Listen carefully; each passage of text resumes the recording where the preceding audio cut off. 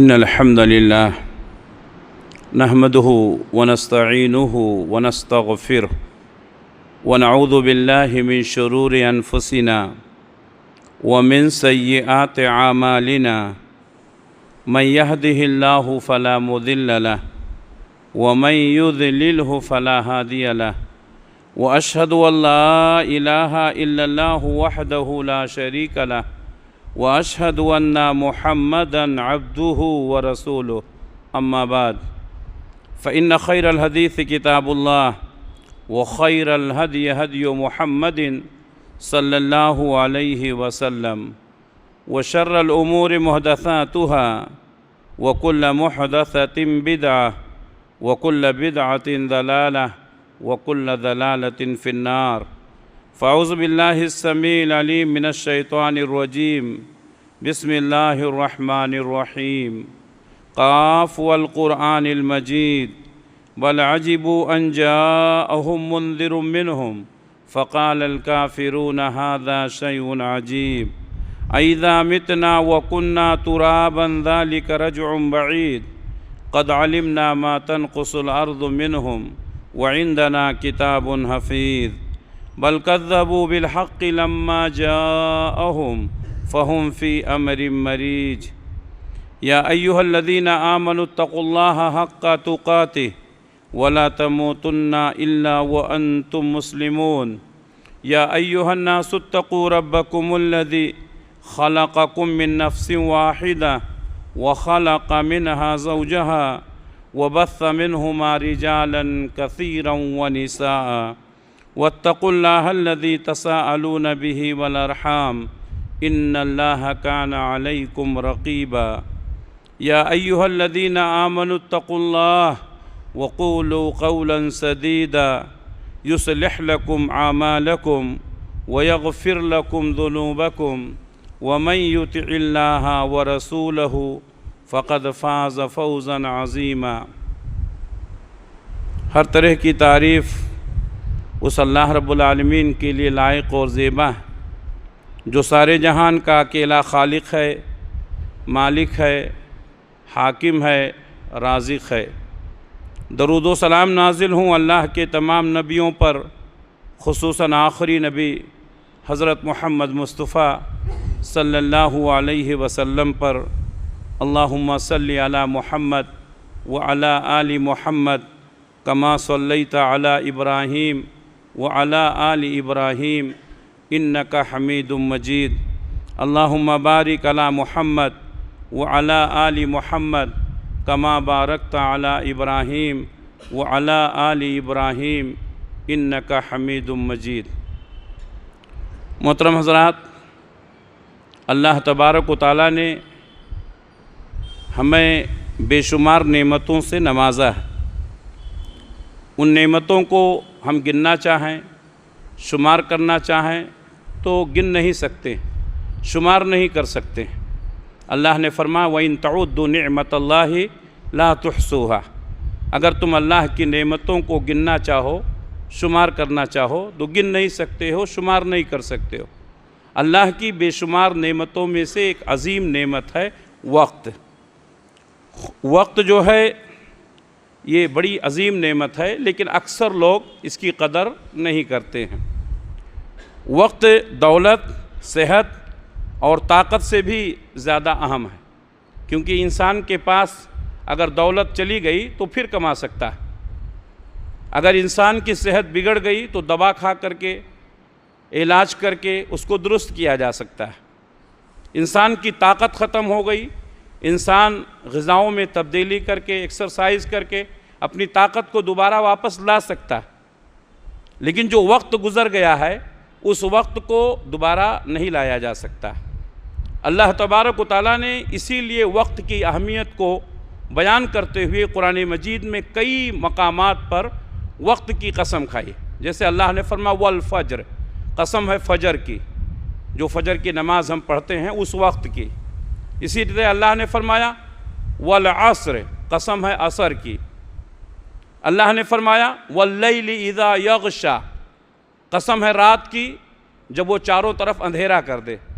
والنہار اذا تجلی، اور قسم ہے دن کی جب چاروں طرف اس روشن کر دے۔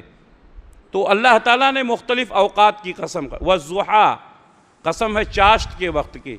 تو ان آیتوں کے ذریعے سے قسم کھا کر کے اللہ تبارک و تعالیٰ انسان کو وقت کی اہمیت بتانا چاہتا۔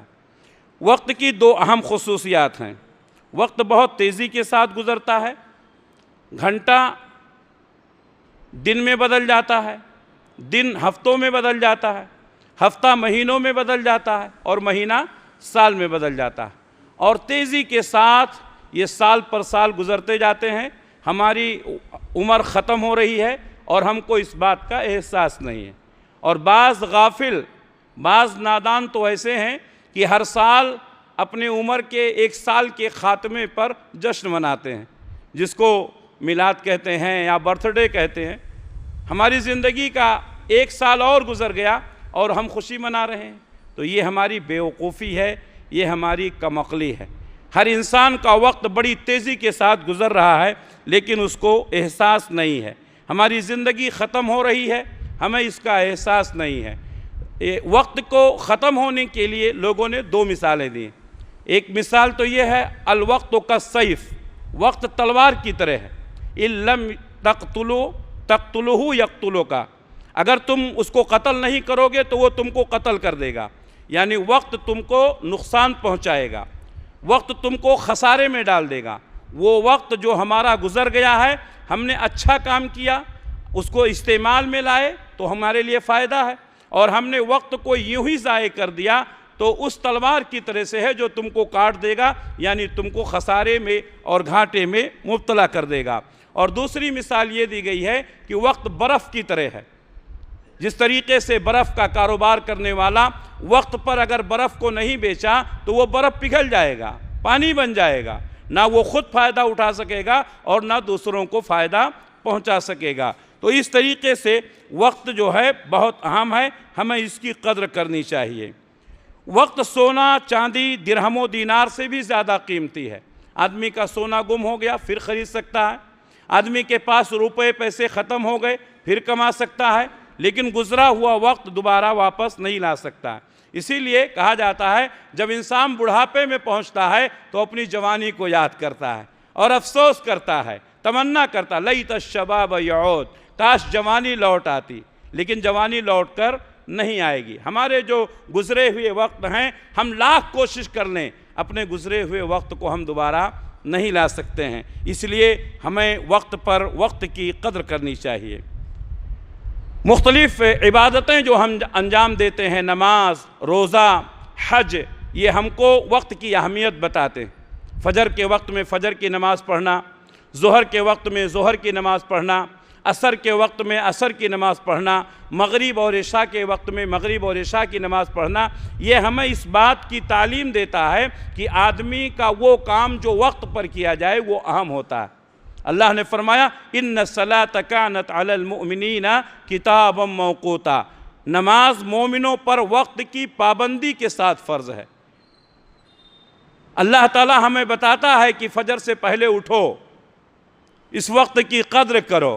اور آج آپ ڈاکٹر کے پاس جائیں تو آپ کو بتائے گا کہ وقت فجر کا جو وقت ہوتا ہے، اس وقت کی جو آکسیجن ہوتا ہے وہ انسان کے لیے بہت مفید ہوتا ہے، لیکن ہمارا حال یہ ہے کہ ہم اس وقت سوئے رہتے ہیں، ہم اس وقت غفلت کی نیند میں رہتے ہیں۔ ہمیں فجر کی نماز کا وقت ہمیں یہ تعلیم دیتا ہے کہ اس کی قدر کرنی چاہیے۔ ہم وقت پر نمازوں کو پڑھیں، یہ ہمیں وقت کا پابند بناتا ہے۔ اسی طریقے سے روزہ آپ کو وقت کا پابند بناتا ہے۔ وہ لوگ جو سال بھر وقت کی پابندی نہیں کرتے ہیں، روزے میں اپنے آپ کو کیسا مینٹین کر لیتے ہیں، رمضان میں اپنے آپ کو کیسا مینٹین کر لیتے ہیں۔ فجر سے پہلے اٹھنا، سحری کرنا، اور مغرب سے پہلے افطار کی تیاری کرنا، مغرب کی اذان ہوتے ہوئے افطاری کرنا۔ خواتین اپنے آپ کو کیسا مینٹین کرتی ہیں، فجر سے 1 گھنٹہ 1.5 گھنٹہ پہلے اٹھ کر کے فجر کے لیے سحری تیار کرنا۔ لیکن وہی خواتین، وہی مرد حضرات جو رمضان میں ایکٹیو نظر آتے ہیں، مستعد اور چست چوکنے نظر آتے ہیں، دوسرے وقت میں سستی اور کاہلی کے شکار ہو جاتے ہیں۔ تو یہ نمازیں یہ روزے ہم کو وقت کی پابندی سکھاتے ہیں۔ اسی طریقے سے حج میں بھی ہمیں وقت کی پابندی کرنی رہتی۔ ہم ہر وقت حج نہیں کر سکتے ہیں۔ 8 ذی الحجہ کو ہم کو حج کے لیے احرام باندھنا ہے، منا جانا ہے۔ 9 ذی الحجہ کو آپ کو عرفات میں رہنا ہے۔ 10 ذی الحجہ کو پھر آپ کو عرفات میں واپس آ کر کے آپ کو رمی جمرات کرنی ہے۔ 10، 11، 12، 13 کو رمی جمرات کرنی ہے۔ تو یہ وقت کی پابندیاں ہم کو یہ بات بتاتی ہیں کہ وقت کی بڑی اہمیت ہے۔ اور میں خصوصی طور پر جب حج کا ذکر آتا ہے تو اس واقعے کو میں اکثر ذکر کرتا ہوں۔ اللہ کے نبی صلی اللہ علیہ وسلم نے فرمایا کہ عرفات کے میدان میں قیام کرنے والا مغرب سے پہلے نہیں نکل سکتا ہے۔ آپ غور کریں، عرفات کے میدان میں قیام کرنے والا مغرب کی اذان سے پہلے نہیں نکل سکتا ہے۔ مغرب کی اذان کے بعد ہم کو عرفات سے نکلنا ہے، لیکن نماز نہیں پڑھنی ہے۔ نماز آپ کو مزدلفہ میں پڑھنا ہے، یا اگر دیر زیادہ ہو جائے تو راستے میں پڑھنا۔ کتنا وقت کی قدر ہے۔ بہت سارے لوگ اگر امام صاحب ذرا 2-5 سیکنڈ لیٹ ہو گئے تو لوگ مڑ کر دیکھتے ہیں کہ 5 سیکنڈ ہو گیا، امام صاحب نہیں آئے۔ اس وقت آپ کو معلوم ہوتا ہے کہ وقت کی قیمت کیا ہے۔ میرے بھائیوں، انسان کی زندگی میں وقت کی بڑی اہمیت ہے۔ یہ 5 وقتہ نمازیں، یہ روزہ، یہ حج ہم کو یہ سبق دیتے ہیں کہ ہمیں وقت کی قدر کرنی چاہیے۔ اللہ تبارک و تعالیٰ نے ہر شخص کو برابر وقت دیا ہے۔ 24 گھنٹے ہر ایک کے پاس ہیں، ایک دن اور ایک رات میں 24 گھنٹے ہر ایک کے پاس ہیں۔ جو وقت کا سب سے امیر آدمی ہے اس کے پاس بھی 24 گھنٹے ہیں، ہمارے پاس بھی اور آپ کے پاس بھی، ہر ایک کے پاس 24 گھنٹے ہیں۔ جو اس وقت کی قدر کرتے ہیں وہ ترقی کرتے ہیں، اور جو لوگ سونے میں اپنا وقت ضائع کر دیتے ہیں، غفلتوں کے شکار رہتے ہیں، وہ بعد میں پچھتاتے ہیں۔ اس لیے اللہ تبارک و تعالیٰ نے وقت سب کو برابر دیا ہے۔ ہمیں چاہیے کہ وقت کی قدر کریں اور وقت پر کام کریں۔ آج کا کام کل پر مت ٹالیں۔ آج مسلمانوں کا ایک بہت بڑا المیہ یہ ہے، کریں گے، دیکھیں گے، سوچیں گے اور وقت ضائع ہو جاتا ہے، اور بعد میں پچھتاتے ہیں کہ اس وقت میں نے یہ کام کر لیا ہوتا تو بہت بہتر ہوتا۔ لیکن آج پچھتانے سے کوئی کام نہیں ہوتا ہے۔ اس لیے آدمی کو وقت کی قدر کرتے ہوئے اس سے زیادہ فائدہ اٹھانا چاہیے۔ صحیح بخاری کی حدیث ہے، عبداللہ ابن عباس رضی اللہ تعالیٰ عنہ کہتے ہیں، اللہ کے نبی صلی اللہ علیہ وسلم نے فرمایا، نعمتان مغبون فیہما کثیر من الناس الصحت والفراغ۔ اللہ کی 2 نعمتیں ہیں، ان 2 نعمتوں کے غلط استعمال کرنے کی وجہ سے اکثر لوگ خسارے میں رہتے ہیں، اکثر لوگ گھاٹے میں رہتے ہیں۔ الصحت والفراغ، ایک تندرستی۔ جب تک آدمی کے پاس تندرستی ہے، جب تک آدمی کے پاس صحت ہے، تب تک اس کی قدر نہیں معلوم ہوتی ہے۔ اور جب انسان بیمار ہو جاتا ہے، جب اس کے اعضاء کمزور ہو جاتے ہیں، جب بیماریاں اس کو گھیر لیتی ہیں، تب اس کو احساس ہوتا ہے میں بھی جوان تھا، میں بھی تندرست تھا، میں بھی توانا تھا، کاش اس وقت کچھ کر لیا ہوتا۔ لیکن اس وقت پچھتانے سے کوئی کام نہیں ہوگا۔ قبل اس کے کہ کرسیوں پر پہنچ جائیں، قبل اس کے کہ سجدے سے محروم ہو جائیں، قبل اس کے کہ مسجدوں میں آنے کی طاقت نہ رہ جائے، اللہ کی عبادتیں کر لیں۔ کتنے لوگ ایسے ہیں جو اللہ کی عبادت کرنا چاہتے ہیں، لیکن بیماریوں نے ان کو جکڑ لیا ہے، کمزوریوں نے ان کو مجبور کر دیا ہے، وہ مسجد تک نہیں آ سکتے ہیں۔ اور کچھ لوگ ہیں جو مسجدوں میں آتے ہیں، لیکن بیماریوں نے، کمزوریوں نے ان کو جکڑ لیا ہے، وہ سجدے سے محروم ہیں۔ کرسیوں پر بیٹھ کر نماز پڑھتے ہیں، یقیناً جائز ہے، اس میں کوئی مسئلہ، کوئی عیب کی بات نہیں ہے، لیکن ان کو سوچنا چاہیے کہ قبل اس کے کہ ہم کرسیوں پر پہنچ جائیں، ہمیں اللہ کی عبادت زیادہ سے زیادہ کر لینی چاہیے۔ نعمتان مغبون فیہما کثیر من الناس، 2 نعمتیں ہیں جن کے غلط استعمال کی وجہ سے اکثر لوگ خسارے اور گھاٹے میں۔ الصحت، ایک صحت ہے جیسا میں نے بتایا، اور دوسری چیز الفراغ، خالی وقت۔ آپ کے پاس وقت ہے، آج اب اگر آپ نے وقت پر کام کر لیا تو آپ کا کام ہو جائے گا۔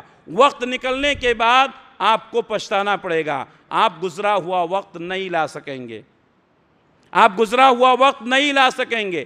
آپ اپنی پوری جائیداد خرچ کر دیں اور یہ سوچیں کہ آپ کا گزرا ہوا وقت پھر واپس آ جائے، یہ ناممکن ہے، ہو نہیں سکتا ہے۔ اسی لیے ہمیں چاہیے کہ ہم صحت کی بھی قدر کریں اور وقت کی بھی قدر کریں۔ مستدرک حاکم کی ایک حدیث ہے، عبداللہ ابن عباس رضی اللہ تعالیٰ عنہ کہتے ہیں اللہ کے نبی صلی اللہ علیہ وسلم نے فرمایا اغتنم خمسا قبل خمس، 5 چیزوں سے پہلے 5 چیزوں کو غنیمت سمجھو۔ یہ 5 چیزیں ہیں، ان کی قدر کرو، ان کو غنیمت سمجھو۔ اللہ کے نبی نے فرمایا شبابک قبل حرمک، اپنی جوانی کو بہتر سمجھو، اس نعمت کی قدر کرو قبل اس کے کہ بڑھاپا آ جائے۔ بڑھاپے میں انسان وہ عبادت نہیں کر سکتا ہے جو جوانی میں کر سکتا ہے۔ جوانی میں انسان کے ہاتھوں پیروں میں طاقت ہوتی ہے۔ جب انسان جوان ہوتا ہے اس کے ارادے بھی جوان ہوتے ہیں۔ جب انسان جوان ہوتا ہے اس کی عبادتیں بھی جوان ہوتی ہیں۔ اس لیے جو جوان عبادت کر سکتا ہے وہ بوڑھا نہیں کر سکتا ہے، جو جوان کام کر سکتا ہے وہ بوڑھا نہیں کر سکتا ہے۔ اللہ تبارک و تعالیٰ نے قرآن مجید میں کئی مقامات پر جوانوں کی اہمیت کو بتایا۔ اللہ کے نبی صلی اللہ علیہ وسلم نے جوانی کی عبادت کو ترجیح دی ہے۔ وَشَابٌ نَشَأَ فِي عِبَادَةِ اللَّهِ، اللہ کے عرش کے سائے میں وہ نوجوان ہوگا جس نے جوانی میں اللہ کی عبادت کی ہو۔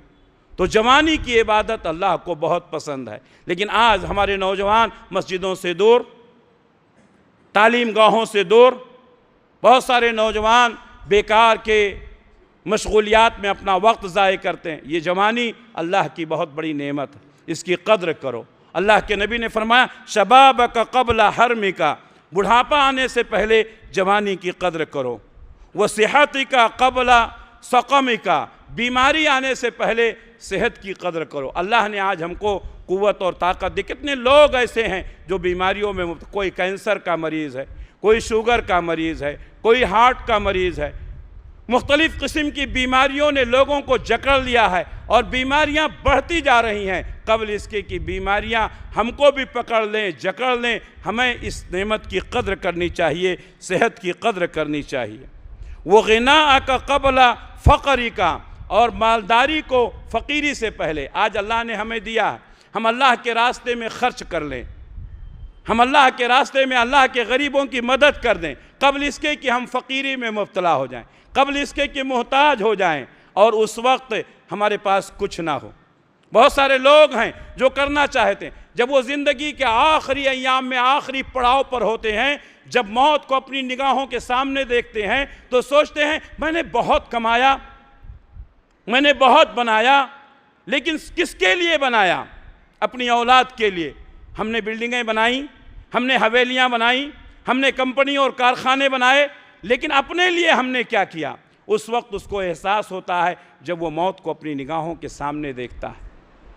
تو اس لیے ہمیں چاہیے کہ محتاجی آنے سے پہلے اللہ تبارک و تعالیٰ کی غنا، مالداری، اس کی قدر کریں، اللہ کے بندوں کی مدد کریں۔ اللہ تبارک و تعالیٰ خرچ کرنے کی وجہ سے کبھی انسان کو فقیر نہیں بناتا۔ جو انسان جتنا زیادہ خرچ کرتا ہے اللہ تبارک و تعالیٰ اس کو اتنا ہی زیادہ نوازتا ہے۔ ما نقص صدقۃ من مال، اللہ کے نبی نے فرمایا صدقہ خیرات کرنے سے کبھی مال کم نہیں ہوتا ہے، بلکہ صدقہ خیرات کرنے سے اللہ تبارک و تعالیٰ مال کو بڑھاتا ہے۔ مثل الذین ينفقون اموالهم فی سبیل اللہ کمثل حبۃ انبتت 7 سنابل فی کل سنبلۃ 100 حبۃ واللہ یضاعف لمن یشاء واللہ واسع علیم۔ اللہ نے فرمایا اللہ کے راستے میں ایک دانہ خرچ کرو گے 700 دانے اللہ دے گا۔ تو خرچ کرنے میں کبھی بھی بخیلی نہیں کرنا چاہیے۔ آج آپ کے پاس ہے، آپ اپنے دوستوں کو کھلائیے۔ آج آپ کے پاس ہے، آپ اپنے پڑوسیوں کی مدد کیجئے۔ آج آپ کے پاس ہے، آپ اپنے رشتہ داروں کے کام آئیے۔ آج آپ کے پاس ہے، آج آپ غریبوں کا علاج کروائیے۔ آج آپ کے پاس ہے، آپ محتاجوں کی مدد کریں، ضرورت مندوں کی مدد کریں۔ کل آپ کے پاس نہیں رہے گا، آپ کو بھی اسی مقام پر اللہ پہنچا سکتا ہے۔ تو اللہ کے نبی نے فرمایا غنا کو، مالداری کو فقیری سے پہلے غنیمت سمجھیں۔ اور چوتھی بات، اپنی فراغت کو اپنی مشغولیت سے پہلے، وہ فراغ کا قبل شغل کا۔ آج آپ کے پاس وقت ہے، آپ اس کی قدر نہیں کرتے ہیں، کل آپ کے پاس وقت نہیں رہے گا، تو آپ کیا کریں گے؟ اس لیے وقت کی قدر کریں۔ وہ حیاتک قبل موتک، اپنی زندگی کو غنیمت سمجھیں اپنی موت سے پہلے۔ کب زندگی کی سانسیں رک جائیں، کب موت کا فرشتہ پہنچ جائے۔ اللہ تبارک و تعالیٰ نے قرآن مجید میں فرمایا کہ جب انسان کی موت کا وقت قریب ہوتا ہے تو انسان تمنا کرتا ہے اے اللہ تھوڑا سا اور مہلت دے دے، تھوڑا سا اور مہلت دے دے، کچھ صدقہ کر دوں، کچھ خیرات کر دوں، لیکن اس کو مہلت نہیں ملتی ہے۔ وہ اس حالت میں پہنچ چکا ہے کہ اس کا مال اس کی اولاد نے قبضہ کر لیا ہے، وہ کرنا چاہے تو بھی نہیں کر سکتا ہے۔ تو موت کے وقت انسان تمنا کرتا ہے کہ اس کی زندگی تھوڑی اور بڑھا دی جائے تاکہ وہ کچھ نیکیاں کر لے قبل اس کے کہ ہم اس مقام پر پہنچ جائیں کہ ہم کو پچھتانا پڑے۔ ہمیں قدر کرنی چاہیے۔ عبداللہ ابن مسعود رضی اللہ تعالیٰ عنہ کہتے ہیں اللہ کے نبی صلی اللہ علیہ وسلم نے فرمایا لا تزول قدم ابن آدم یوم القیامہ، قیامت کے دن ابن آدم کے قدم ہٹ نہیں سکتے ہیں، آگے پیچھے نہیں ہو سکتے ہیں، من عند ربہ، اس کے رب کے سامنے سے، حتی یسأل عن خمس، یہاں تک کہ 5 سوالوں کا جواب دینا پڑے گا۔ کسی کا قدم 1 انچ آگے پیچھے نہیں ہو سکتا ہے جب تک 5 سوالوں کا جواب نہ دے دیں۔ میرے بھائیو، اس وقت ہمارے ملک میں جو پیپر لیک ہوا ہے اس کا ہنگامہ چل رہا ہے۔ اللہ تبارک و تعالیٰ نے قیامت کے سوالات کو، قیامت میں کام آنے والی چیزوں کا پہلے ہی ذکر کر دیا، سوال آؤٹ کر دیا ہے۔ اللہ کے نبی صلی اللہ علیہ وسلم نے بتا دیا ہے قبر میں کیا سوالات کیے جائیں گے، محشر میں کیا سوالات کیے جائیں گے، ہمیں کن سوالات کا سامنا کرنا پڑے گا۔ سب کچھ آؤٹ ہو چکا ہے، سب کچھ بتایا جا چکا ہے۔ اگر اس کے باوجود بھی ہم تیاری نہیں کریں گے، اگر اس کے باوجود بھی ہم نے اس کے لیے تیاری نہیں کی تو قیامت کے دن پچھتانا پڑے گا۔ سوال تو بتا دیا گیا تھا، جواب آپ کو تیار کرنا تھا۔ میرے بھائیوں، پیارے نبی صلی اللہ علیہ وسلم نے فرمایا کہ ابن آدم کے قدم آگے نہیں ہو سکیں گے جب تک کہ 5 سوالوں کا جواب نہ دے دے۔ وہ سوال کیا ہوں گے؟ اللہ کے نبی صلی اللہ علیہ وسلم نے فرمایا ان عمرہ فیما افناہ، اس کے عمر کے متعلق تو نے عمر کہاں گنوائی؟ یہ 50 سال، 60 سال، 70 سال جو اللہ نے دیا ہے یہ اللہ کی عبادت کے لیے دیا۔ وما خلقت الجن والانس الا لیعبدون، ہم نے انسان اور جنات کو اپنی عبادت کے لیے پیدا کیا۔ ہم اس عمر میں اللہ کی کتنی عبادت کرتے ہیں، یہ عمر کے ایک ایک لمحے کا حساب دینا پڑے گا۔ وعن عمرہ فیما افناہ، اس کی عمر کے متعلق کہ عمر کہاں گنوائی۔ وعن شبابہ فیما ابلاہ، عمر میں جوانی بھی ہے نا، جب اللہ تعالیٰ عمر کا حساب کرے گا تو جوانی آ گیا نا۔ پھر اللہ کے نبی نے فرمایا جوانی کا الگ سے حساب ہوگا، بچپن کو اور بڑھاپا کا وہ ہوگا ہی، جوانی کا الگ سے حساب ہوگا۔ وعن شبابہ فیما ابلاہ، جوانی کے متعلق پوچھا جائے گا جوانی کہاں گزاری۔ جوانی میں انسان کسی کو خاطر میں نہیں لاتا، جوانی میں انسان عبادت نہیں کرنا چاہتا، جوانی میں انسان دوستیاں نبھا رہا ہے، جوانی میں انسان بیکار کی مجلسوں میں بیٹھ کر کے اپنا وقت ضائع کرتا ہے۔ یہ جوانی قیامت کے دن ہم کو برباد نہ کر دے۔ تو جوانی میں اللہ کی عبادت کرنا، جوانی کے تعلق سے الگ سے سوال ہوگا۔ تیسرا سوال ہوگا وَعَنْ مَالِهِ مِنْ أَيْنَ اكْتَسَبَهُ، اس کے مال کے تعلق سے کہ مال کہاں سے کمایا تھا۔ یہ جو مال ہم کما رہے ہیں نا، ان کو دھوکہ دے کر کے، بھائیوں کا حق دبا کر کے، بہنوں کا حق دبا کر کے، پڑوسیوں کا حق دبا کر کے، پارٹنر کا حق دبا کر کے، لوگوں کو دھوکہ دے کر کے ہم جو مال کما رہے ہیں نا، اللہ کے ہاں جواب دینا ہوگا، ایک ایک پیسے کا حساب دینا ہوگا۔ آج انسان کے پاس حکومت کے کارندے پہنچ جاتے ہیں، انکم ٹیکس والے، سیل ٹیکس والے، تو انسان گھبرا جاتا ہے، جبکہ یہاں تو رشوتیں دے کر کے انسان بچ سکتا ہے۔ قیامت کے دن رشوتیں نہیں چلیں گی، ایک ایک پیسے کا حساب دینا ہوگا۔ من أين اكتسبه، کہاں سے کمایا تھا، یہ تیسرا سوال ہوگا۔ اور چوتھا بھی مال کے تعلق سے ہوگا، وفیما انفقه، کہاں خرچہ کیا۔ آج بہت سارے لوگ ہیں میرا مال میں جہاں چاہوں خرچہ کروں، نہیں، میرا مال میں جہاں چاہوں خرچہ کروں نہیں۔ اللہ تعالیٰ نے مال کمانے کا طریقہ بھی بتایا ہے، مال خرچ کرنے کا طریقہ بھی بتایا ہے۔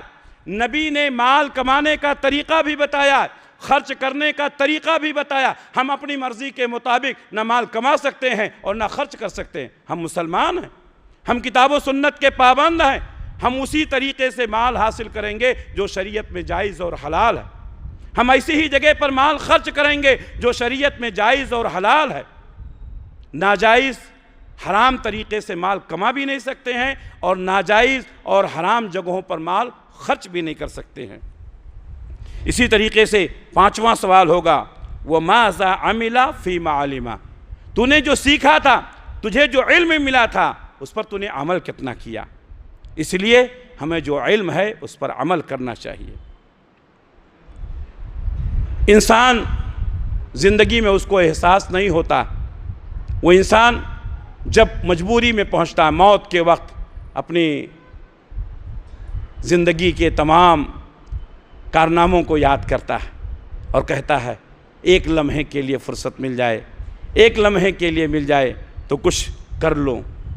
پھر قیامت کے دن اللہ تبارک و تعالیٰ جب حساب و کتاب لے گا تو کہے گا اے اللہ ایک بار اور بھیج دے دنیا میں، پچھلی بار میں غفلت میں پڑ گیا تھا، پچھلی بار میں تجھے بھول گیا تھا، ایک بار اور بھیج دے، ایک بار اور چانس دے دے، اب کی تیری عبادت کر لوں گا، اب کی وقت کو ضائع نہیں کروں گا، اس بار تیری خوب عبادت کروں گا۔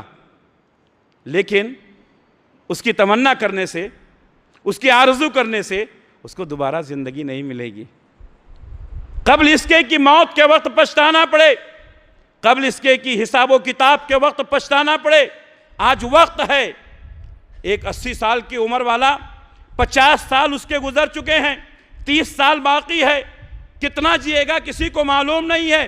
ہم میں سے ہر شخص یہ سوچ لے کہ ہو سکتا ہے ہماری زندگی کے آخری ایام ہوں، ہم نے جو گزار دیا گزر گیا، اس پر پچھتانے سے کوئی فائدہ نہیں۔ آج توبہ کر لیں، آج اللہ کی طرف رجوع ہو جائیں، آج اپنے اعمال کی اصلاح کر لیں، باقی ایام جو ہے اللہ کی اطاعت میں گزاریں، باقی وقت کی قدر کریں، ایک ایک لمحے کی قدر کریں۔ میرے بھائیوں، یہ ہمارے لیے ضروری ہے۔ اگر ہم نے پچھلے گزرے ہوئے ایام سے سبق حاصل نہیں کیا اور آئندہ اپنے آپ کو ہم نے سنوارنے کی، بنانے کی کوشش نہیں کی تو یہ اصل ہلاکت ہے۔ ہمیں چاہیے کہ ہم سوچیں، ہمیں چاہیے کہ ہم غور کریں، ہمیں چاہیے کہ ہم پچھلے گزرے ہوئے اوقات سے عبرت اور نصیحت حاصل کریں، ہمیں چاہیے کہ ہم گزرے ہوئے انسانوں کو دیکھ کر کے سوچیں کہ یہ کیا لے کر کے گیا۔ بڑے بڑے دانشور، بڑے بڑے دولت مند، بڑے بڑے سیاستدان، بڑے بڑے حکمران قبروں میں پہنچ جاتے ہیں، ہم ان کو دیکھتے ہیں کیا لے کر کے گیا، ہم نے کیا نصیحت حاصل کی، ہم نے کیا ان سے سیکھا۔ ہم بھی کچھ نہیں لے جائیں گے، ہمارے ساتھ کچھ نہیں جانے والا ہے، ہمارے ساتھ ہمارا عمل جائے گا، ہمارے ساتھ ہماری عبادتیں جائیں گی۔ اس لیے میرے بھائیوں، عمل کی طرف توجہ دو، عبادتوں کی طرف توجہ دو۔ حضرت عبداللہ ابن عمر رضی اللہ تعالیٰ عنہ کہا کرتے تھے اذا اصبحت فلا تنتظر المساء، جب صبح ہو جائے تو شام کا انتظار مت کیا کرو، وَإِذَا أَمْسَيْتَ فَلَا تَنْتَظِرِ الصَّبَاحَ، اور جب شام ہو جائے تو صبح کا انتظار نہ کیا کرو۔ موت ایک جھٹکے میں آتی ہے، انسان دنیا سے بے دخل ہو جاتا ہے۔ ہم دیکھتے ہیں نہیں، ایک نوجوان کچھ نہیں، کوئی بیماری نہیں، اچانک موت ہو گئی۔ موت بتا کر نہیں آتی ہے، اس لیے میرے بھائیوں صبح ہو جائے تو شام کا انتظار مت کرو۔ کتنے لوگ ایسے ہیں، کیا کوئی یقین کے ساتھ کہہ سکتا ہے کہ آج شام کو وہ پھر زندہ رہے گا، شام کا کھانا اپنے بیوی بچوں کے ساتھ کھائے گا، کل صبح کا سورج پھر دیکھے گا؟ کوئی یقین کے ساتھ کہہ سکتا ہے؟ روز کتنے لوگ مر رہے ہیں لیکن ہم عبرت اور نصیحت نہیں حاصل کرتے ہیں۔ عبداللہ ابن عمر رضی اللہ تعالیٰ عنہ کہا کرتے تھے صبح ہو جائے تو شام کا انتظار نہ کرو، شام ہو جائے تو صبح کا انتظار نہ کرو، قبل اس کے کہ تمہارا حساب لیا جائے اپنا حساب کر لیا کرو۔ رات میں سونے کے وقت اپنے دن بھر کا حساب کر لیا کرو، آج ہم نے کیا کمایا، آج ہم نے کیا کھایا، آج ہم نے کیا نیکی کی، آج ہم نے کس کو تکلیف پہنچائی۔ سونے سے پہلے اپنا حساب کر لیا کرو۔ اگر غلطیاں کی ہیں تو توبہ کر لو، کسی کو ستایا ہے تو معافی مانگ لو، اس لیے کہ صبح کا سورج پھر نکلے گا کسی کو نہیں معلوم ہے۔ وقت کو ضائع کرنے والے اسباب کیا ہیں؟ فضول گفتگو، دوستوں کے ساتھ مجلسوں میں رہ کر کے فضول گفتگو میں، غیبت اور چغلی میں انسان اپنا وقت ضائع کر دیتا۔ بے مقصد موبائل کا استعمال، یہ موبائل سب سے بڑا فتنہ ہے۔ اگر اس کو مقصد کے تحت استعمال کیا جائے تو یہ آپ کے لیے فائدہ مند ہے، لیکن سیریل پر سیریل، یوٹیوب اور بیکار کی چیزیں دیکھ کر کے ہمارے نوجوان ضائع کرتے ہیں۔ اسی طریقے سے گیم کھیل کر کے اپنے وقت کو ضائع کرنا، مجھے کئی بار اس سے پہلے بھی بتایا ہوں، بات آ گئی تو پھر بتا دوں، بہت افسوس ہوتا ہے، مجھے کئی لوگوں نے بتایا کہ جمعہ کے وقت بعض نوجوان آتے ہیں اور مسجد کے کسی کونے میں بیٹھ کر کے گیم کھیلتے ہیں۔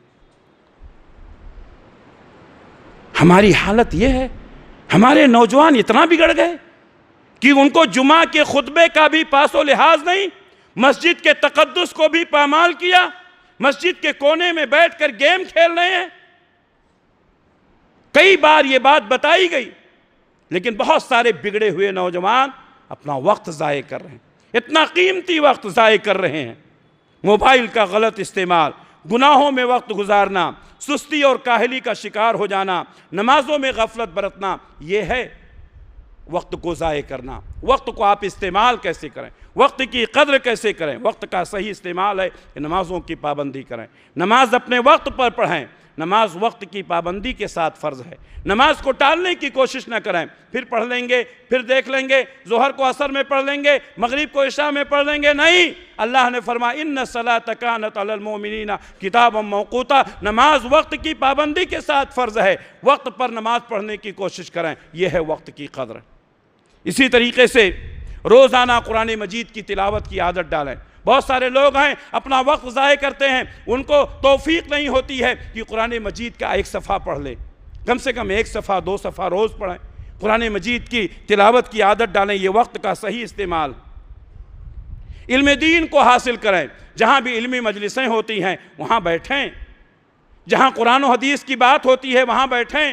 وہ مختصر لمحہ 5 منٹ کا 10 منٹ کا آپ کی زندگی کا سب سے قیمتی لمحہ ہوتا ہے۔ بہت سارے لوگ قرآن کا درس ہوتا ہے، حدیث کا درس ہوتا ہے، اٹھ کر چلے جاتے ہیں۔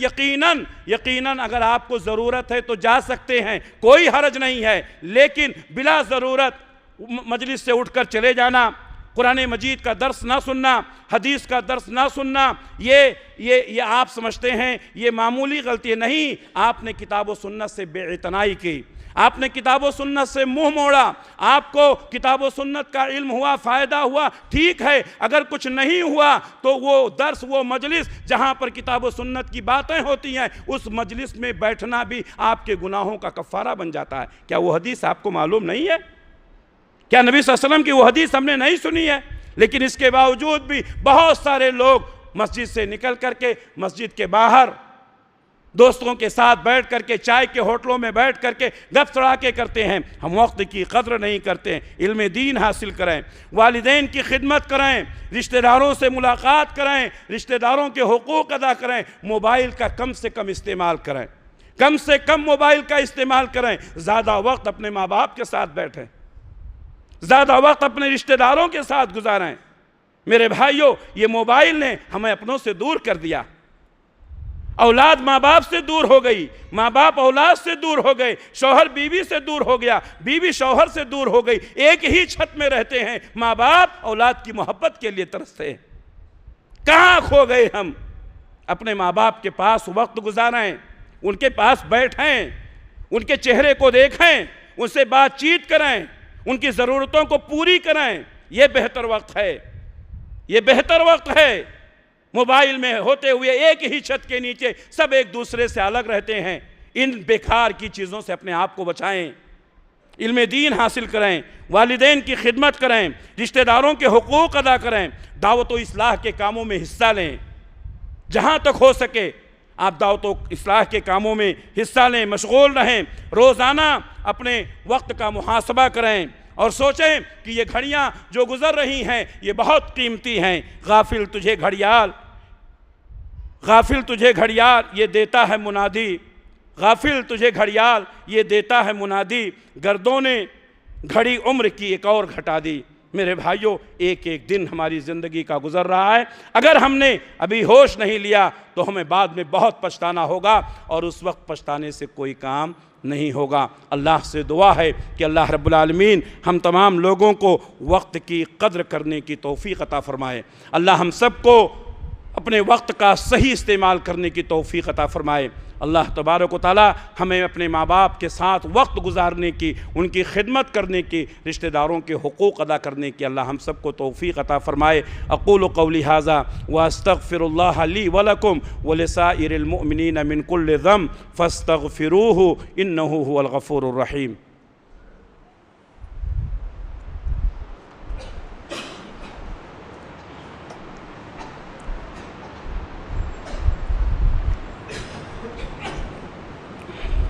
الحمد لله نحمده ونستعينه ونستغفره ونعوذ بالله من شرور أنفسنا ومن سيئات أعمالنا، من يهده الله فلا مضل له ومن يضلله فلا هادي له، وأشهد أن لا إله إلا الله وحده لا شريك له، وأشهد أن محمدا عبده ورسوله، أما بعد فإن خير الحديث كتاب الله، وخير الهدي هدي محمد صلى الله عليه وسلم، وشر الأمور محدثاتها، وكل محدثة بدعة، وكل بدعة ضلالة، وكل ضلالة في النار۔ فأعوذ بالله السميع العليم من الشيطان الرجيم، بسم الله الرحمن الرحيم۔ إن الله وملائكته يصلون على النبي يا أيها الذين آمنوا صلوا عليه وسلموا تسليما۔ اللهم صل على محمد وعلى آل محمد كما صليت على إبراهيم وعلى آل إبراهيم إنك حميد مجيد۔ اللهم بارك على محمد وعلى آل محمد كما باركت على إبراهيم وعلى آل إبراهيم إنك حميد مجيد۔ اللهم انصر من نصر دين محمد صلى الله عليه وسلم وجعلنا منهم، واخذل من خذل دين محمد صلى الله عليه وسلم ولا تجعل منهم۔ عباد الله رحمكم الله، إن الله يأمر بالعدل والإحسان وإيتاء ذي القربى وينهى عن الفحشاء والمنكر والبغي يعظكم لعلكم تذكرون۔ اذكروا الله يذكركم ودعوه يستجب لكم ولذكر الله أكبر، واقيموا الصلاة۔